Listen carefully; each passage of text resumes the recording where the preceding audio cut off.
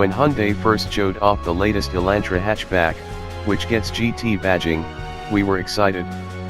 Once again joining the four-door sedan in the Elantra family, the hatchback's European roots and attractive looks hinted at an experience distinct from that of the sedan.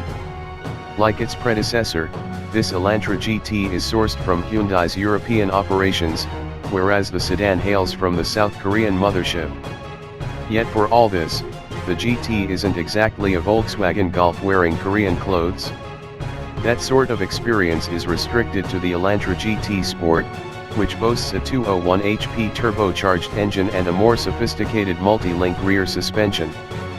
The regular GT is a bit more pedestrian, packing as it does Hyundai's long-serving direct-injected 2.0-liter inline-4 and a twist-beam rear axle.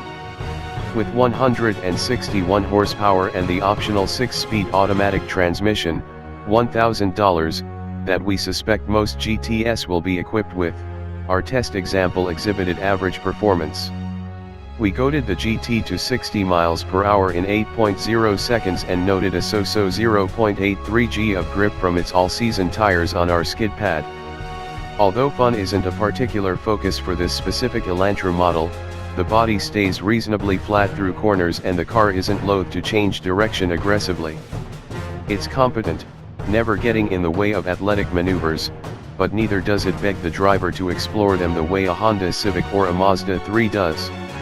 It also falls just short of those cars' suspension refinement. There is a sport mode, but it only affects the powertrain calibration. The sharper transmission and throttle behavior is welcome, if a bit out of sync with the rest of the car's more relaxed demeanor. And while the four-cylinder speaks softly and offers punchy response around town, it goes boomy and a bit thrashy at the higher engine speeds more easily reached in the sport mode or by a driver in a hurry. Still, the GT is plenty likable. The ride is controlled and comfortable.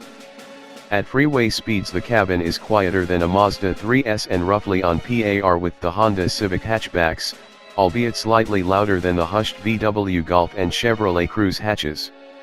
Stay on the freeway long enough and you'll enjoy nearly 40 mpg.